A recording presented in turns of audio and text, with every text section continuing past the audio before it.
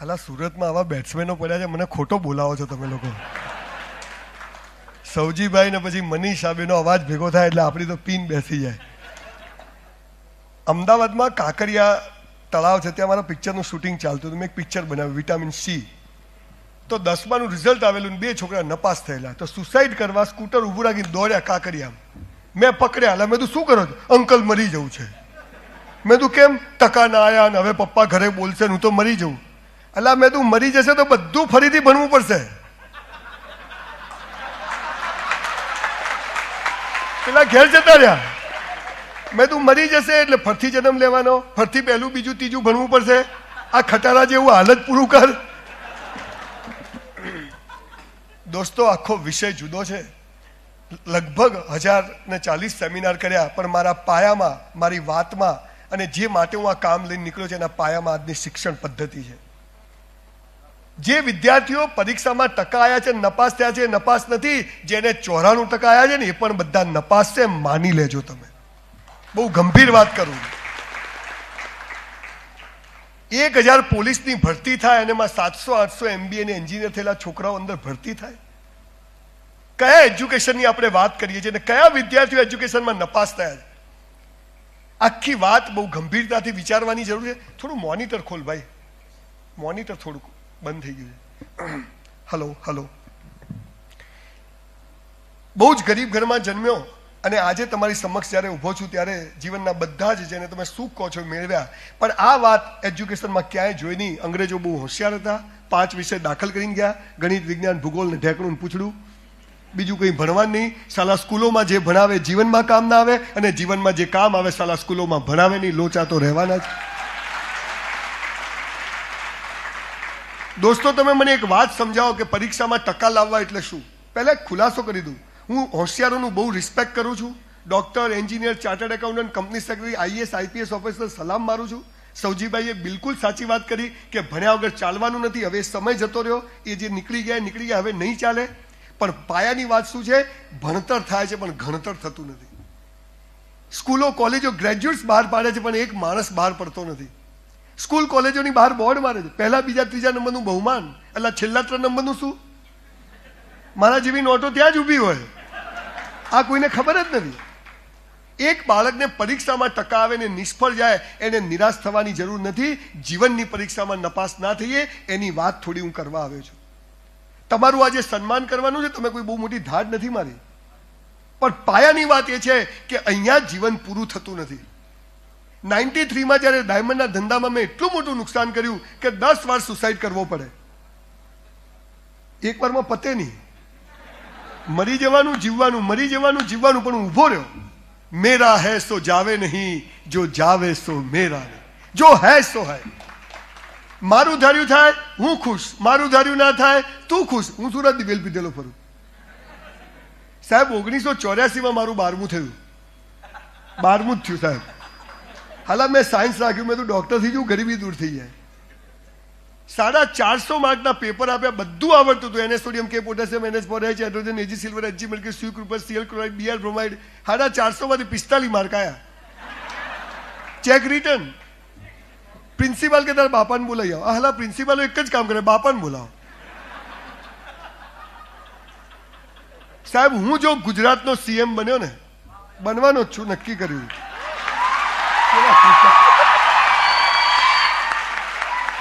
તો એક નિયમ લાવવાનો છું કે વિદ્યાર્થી અને શિક્ષકની વાતમાં મા બાપ વચ્ચે નહીં આવે. એટલે ભારત પાકિસ્તાન ફોડી લેશું, અમેરિકાનું શું કામ છે આમાં? સાહેબ એ 12માની એન્યુઅલ એક્ઝામ આપી. બહુ લાંબી વાત નહીં કરું. મારો મૂળ વિષય છે કે આજે 10મા 12મામાં લોકો નપાસ થાય છે. જીવનની પરીક્ષાઓમાં નપાસ ના થઈ એનું શું ધ્યાન રાખી શકાય એની આપણે બધા ચર્ચાઓ કરી. લગભગ મારી બધી વાત સૌજીભાઈએ જે જવાબો આપ્યા એમાં લગભગ બધી વાત આવી ગઈ, પણ હું મારી ભાષામાં થોડી જુદી રીતે તમને કરવા માંગુ છું. એ 12મામાં આપણને તકલીફ શું છે ખબર છે? જીવનની મૂળભૂત વાતો જ નથી શીખવાડી. સ્કૂલ કોલેજોમાં બધું ઊંધું શીખવાડ્યું અને એટલે પરીક્ષામાં ટકા ના આવે. હવે મારું શું થશે? હમણાં એક કોલેજમાં હું લેક્ચર આપવા ગયો, એક છોકરો દોડતો દોડતો પગે પડ્યો. સાહેબ મરી જવું. મેં તું કેમ? પેલીએ મને ના પાડી. એટલે આ કોઈ કારણ છે? એટલે મેં તો અબ્દુલ કલામ અને વાજપેયીએ લગ્ન ના કર્યા તો શું ફરક પડ્યો? અને ઘણા કરે છે તોય શું ફરક પડે છે? આપણને પાસ થવું કે નપાસ થવું ત્યાં પીન અટકી ગઈ છે. આ જીવનનું અંતિમ સ્ટેજ નથી. પણ સ્કૂલ કોલેજોમાં બધું ખોટું શીખવાડ્યું છે. સુખનું વિરોધી શું? દિવસનું વિરોધી શું? જન્મનું વિરોધી શું? દિવસનું વિરોધી શું? સૂર્ય કઈ બાજુ ઉગે, કઈ બાજુ હાથમે, ખાલી બધી ડફોળ બનાવે. સૂર્ય કદી ઉગતો જ નથી. આ ડામચીઓ ફરે છે, આ પૃથ્વી ફરે છે. અને એનાથી આગળની વાત કે સાહેબ સુખ પૂરું થાય ને ત્યાં દુઃખ ઊભું જ હોય. અને દુઃખમાં બી તમે હસતા રહો ને તો સુખ તમારો હાથ પકડી લે. આ જાદુ છે. તમને ભગવાનનો એક નિયમ કહી દઉં. ભગવાન છે ને મરદની મૈયતમાં જાય, બાયલાની જાનમાં ના જાય. આ એનો નિયમ છે.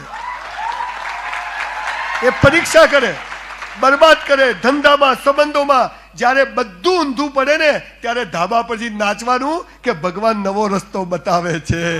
આ યાદ રાખવાનું. આ પાવર. એ 12માં ટકા ના આવ્યા, 54% આવ્યા. બીએસસી કર્યું. બીએસસી કરતા કરતા એક હોટલમાં નોકરી કરી, વેઇટરની. I was waiter in a hotel for 3 years in my life when I was in college from 84 to 87. સખત મહેનતનો કોઈ વિકલ્પ હોતો નથી. નસીબ બસીબ તંબુરો હોતું નથી, બનાવવું પડે છે. આપણે ડફોળ બનીએ છીએ. 18 કલાકથી ઓછી મહેનત નહીં ચાલે સાહેબ.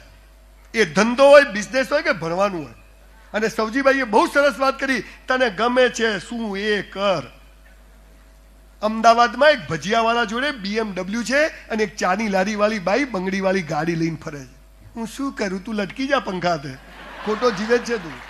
તું બોજ છે આ પૃથ્વી ઉપર.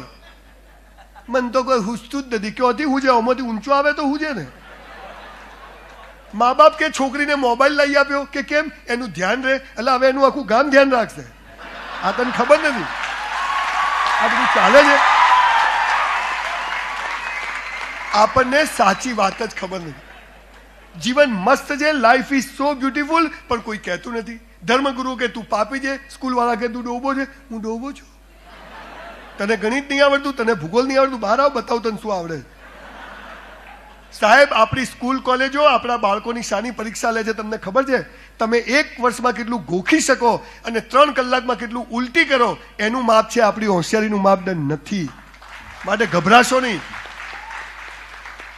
20% લોકો માટે બધી સ્કૂલ કોલેજો કામ કરે. જરૂરી છે. ડોક્ટરો જરૂર છે, ભગવાનનું સ્વરૂપ છે. એન્જિનિયરો આટલા સરસ બિલ્ડિંગ્સ બનાવે. પણ જે 80% છે એ કચરો નથી. અને એમાં જે નપાસ થયા એ તો નંબર 1 છે, એવો મારો દાવો છે સાહેબ. હા, એમને ભણ્યા. એનો મતલબ કે ભગવાન કહે છે તું આ કામનો નથી, તું બીજી બાજુ મત, બીજું કંઈક કર, કોશિશ કર. ગીવઅપની વાત નથી કરતો, છોડી દેવું, સેજ તકલીફ પડે હવે નથી ભણવું, એ વાત નહીં. હું કોશિશ કરીશ, પૂરી કરશે. અને પછી ના થાય હરી ઈચ્છા. એ હોટલમાં વેઇટરની નોકરી કરી, બીએસસી કર્યું, ડાયમંડના ધંધામાં ગયો, નુકસાન થયું, કન્સ્ટ્રક્શનના બિઝનેસમાં આવ્યો. પણ એક વાત પાયાની મને ખબર પડી ગઈ હતી, જે આપણી સ્કૂલ કોલેજો નથી શીખવાડતી, કે દિવસનું વિરોધી રાત નથી, દિવસનું પૂરક રાત છે. દિવસ પૂરો થાય, રાત શરૂ થાય, રાત પૂરી થાય, દિવસ શરૂ થાય. સુખ પૂરું થાય, દુઃખ શરૂ થાય. દુઃખમાં તમે મહેનત કરો, સુખ હાથ પકડી લે.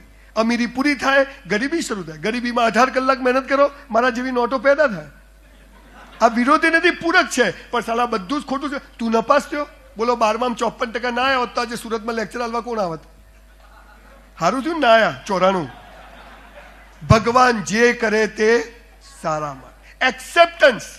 મારી સાથે જે કોઈ, હું મહેનત કરીશ, પણ મારી સાથે જે કોઈ ઘટના બનશે એ તમામ માટે જવાબદાર હું છું. હું કોઈને દોષ નહીં આપું. અને હસતા મોઢે એને સ્વીકારી અને તમે ચારે ચાલો છો ને એટલે ભગવાન કે આને હાલાન ગમે એટલું નુકસાન કરો, તકલીફ આપો, નપાસ કરો, રહે છે મસ્ત, લાગે છે બરાબર, મહેનત કરે છે. અને ત્યારે ભગવાન તમને એવા રસ્તા બતાવે છે તમારો બેડો પાર થઈ જાય.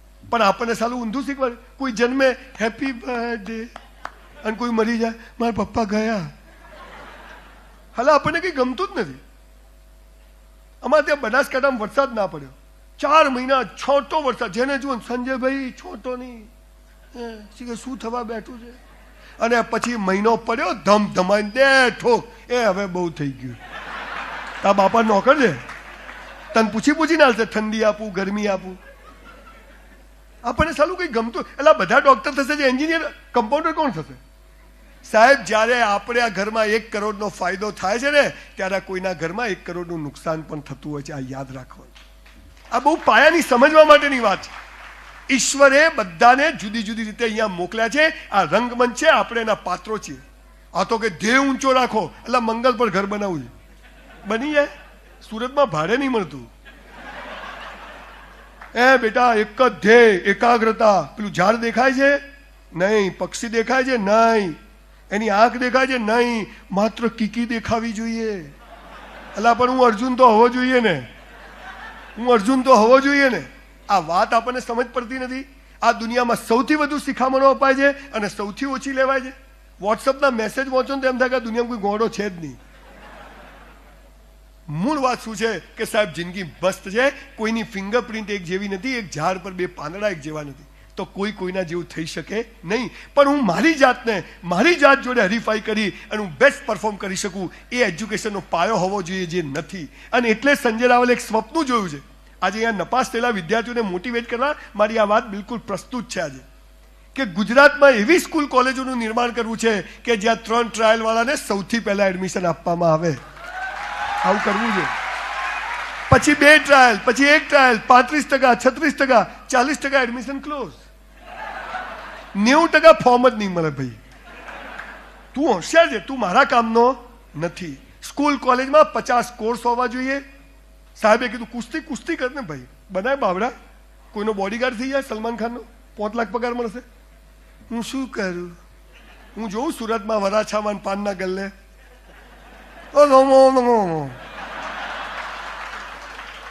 3 બટન ખુલ્લા, આટલે પેન્ટ પહેર્યો,